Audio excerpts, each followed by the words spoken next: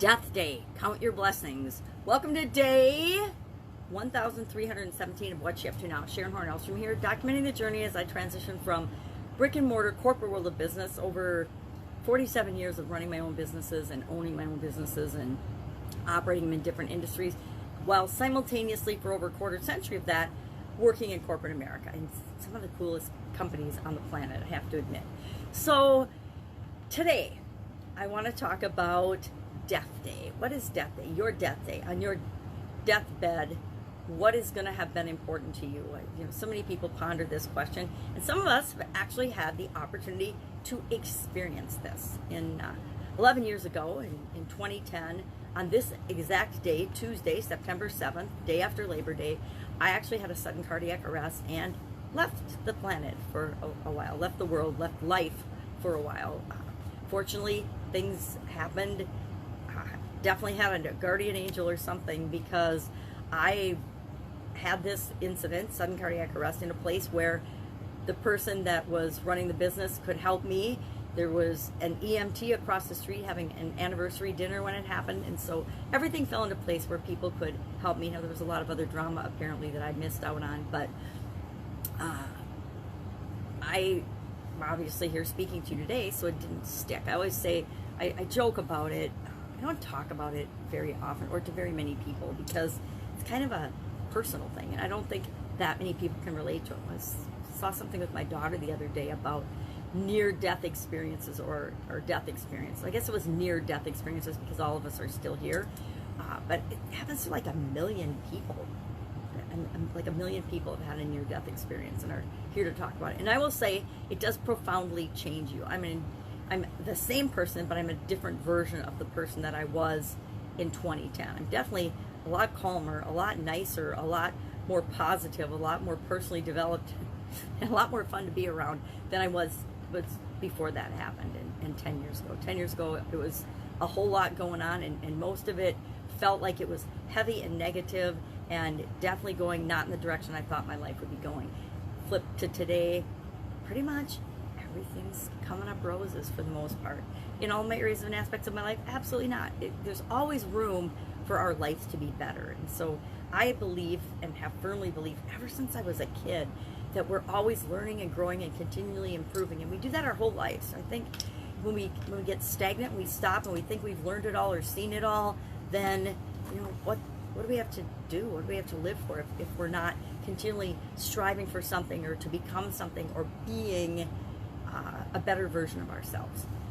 I digress. So our idiom, our expression today, and I get to pick it every day, so I picked count your blessings. We're focusing on what I hope are positive idioms for the month of September in the Supersize Your Business group. And Paige, it's really interesting, because a lot of the proverbs are like everything else around us is focused on the negative. Even I looked up, count your blessings or gratitude related proverbs, and several of them are negative. Now, if you're talking about gratitude and things to be grateful and thankful for, wouldn't you think that those would be positive? Well, some of them are a warning, of course, because proverbs and idioms tend to be things that we learn from, or warnings, or a creative way of metaphorically stating something that will help us relate to it and help us learn the lesson that it's trying to share. So count your blessings today, and I talked about gratitude and how being grateful for things is actually a secret to life and a secret to business success that very few people actually think of or take advantage of, or not take advantage of, or use in their life to make their life and business better. I didn't take advantage of, just connotates. I'm becoming more aware of my language in 2021.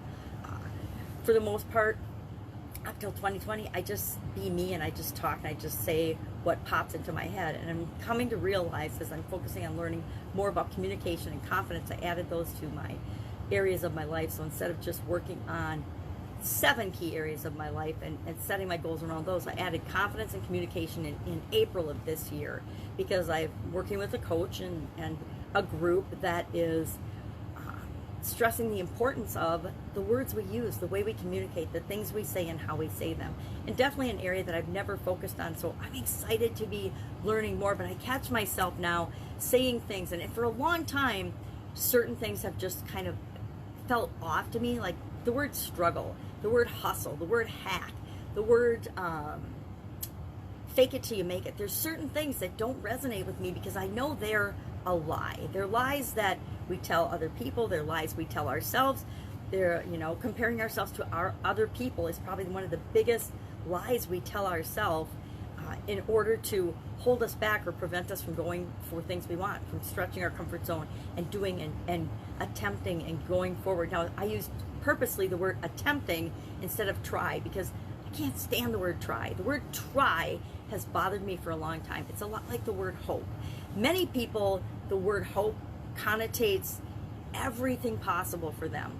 For me, and so does try, but for me, try and hope mean that I have an out. I can make an excuse. I can be a victim because I tried it and it didn't work for me.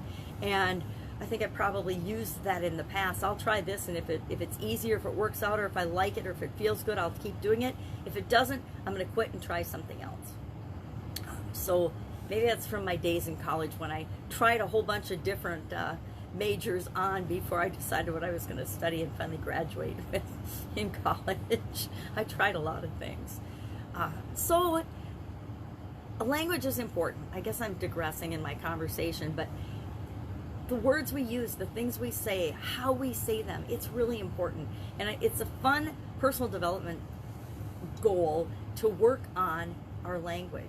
And as part of that exercise, as part of that, I've become very aware of how much of our language, how much of the feeling words, how much of the way we define things is negative and from a lack and scarcity perspective. And I think negativity, fear, doubt, worry, anger, I think those are lack and scarcity, fear-based things that have a huge impact on literally billions of people. And people use those things to manipulate us, and it feels bad, right? It doesn't feel good to be controlled or manipulated. So counting your blessings is a focus of our Supersize Your Business idiom today. Now, our challenge, our annual challenge, we'll just take a sneak of my caramel coffee. I'm extremely grateful for caramel coffee, caramel anything.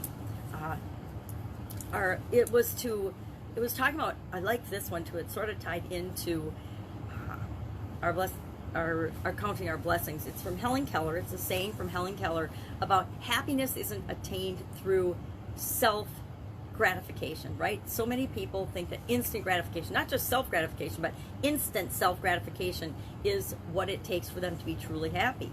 But the truth is, and she says it beautifully, fidelity to a worthy purpose. It means we're faithful to a purpose, what drives us, a why that makes us motivated to continue working toward what it is that we want, what it is we want to create in the world. And it's different for each one of us, but I think that's really important to remember that happiness isn't instant gratification. Instant gratification it's self-gratification. It's selfish, it's instant. And when was the last time you got something instantly that you really, really appreciated? Pretty seldom happens, right? Things that come easily to us, at least that's what I learned when I was a kid, is if it came easily to me, it didn't feel that good. I had maybe get that little sugar rush. It's like eating a lot of sugar, right? You eat sugar, you get that sugar rush, you get that little burst of energy, and then, a few minutes later or an hour later, boom, you're looking for the coffee and reaching for the coffee or another sugary treat to get that next buzz. That doesn't work out for us very well, especially as we get older. When you consume and have habits like that, they cumulatively add up over the course of our lifetime. So a worthy purpose, having something that's worthy of us, worthy of our time, our energy, our effort, our resources, our belief. So have a worthy purpose. Start working toward that, being faithful to that, because fidelity and faithful to me are the same thing. And see how good that feels. It's like having a gratitude practice. If you've never done it, if you've never been thankful or grateful for anything, just try it on for a couple of days and see how it makes you feel. Appreciate, notice the things around you that you really are thankful for. I truly am thankful for cute coffee mugs and caramel flavored coffee, or any coffee for that matter, in the morning. I'm grateful that I can drink coffee. I actually gave coffee up for 5 years following my sudden cardiac arrest because I thought it was bad for me. Come to find out that coffee is actually good for my particular genetic makeup and physical makeup and my blood type. It's another way of looking at our health that was very helpful for me a couple of years ago when I was having some health challenges. So those are the two main things I'm working on. We just finished the Get Up and Go challenge. We will do that again in the month of October. Why? Because I like to. It makes me feel good. I'm grateful that I can give back to the world by helping people to come up with a way to automatically make changes and challenges work for them instead of against them, or make sure that they're doing things that, you know, rig the deck in their favor. You know, I always like to say the universe is here. The universe is in our favor. A lot of people believe that the world is out to get them. Well, I say, hey, no way, man. The universe is rigged in my favor. It's set up to help me win as long as I'm rolling with it. It's if I'm pushing against it and trying to do something that is against things like universal laws or, you know, laws of nature, it's not going to turn out so well. If I jump off a building, gravity is a physical law. It is going to splat me on the ground just like it would anyone else. But if I work with the laws of gravity, I can use gravity to propel me toward what it is that I want. Same is true of anything else we want to use and put to work. All the tools and techniques and strategies that we talk about and have talked about over the last couple of years, you, at any time, they're free. You can take and you can use them as well. Practicing gratitude is an example of that. Anyone, it's free to be thankful for things, right? It's free to appreciate the good things in our life. It's free to acknowledge and be happy about good things that happen to us and good things that show up in our life. I am grateful for if I have had a really bad day, like the worst day on the planet, which, you know, that doesn't happen very often, I at least crawl into my cozy bed and snuggle in and am grateful for my warm, cozy bed. There's always, always, always something to be grateful for. All right, if you need help with that, ask. If you are struggling and you're having a hard time thinking of something to be grateful for, let's chat about it. I mean, a couple minutes, I guarantee we can get you moving forward in any area or aspect of your life, but especially when it comes to flipping from, and it's a, and this makes it really hard for people.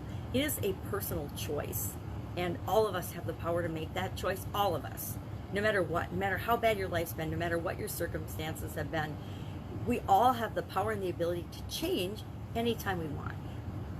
The rub is that most of us won't change until we're so uncomfortable or we're in such a bad spot that we feel like we have no other choice. We will continue to suffer in silence or loudly. We will continue to put up with a situation that isn't good for us until something forces us to change. I've got lots of examples of that in my life, and I like to think that I try to be proactive in change, but just like everyone else, there's areas and aspects of my life where I let things slip and slide until something, you know, like my health, wakes me up and says, yeah, you've ignored us long enough, it's time to pay attention. Wake up call.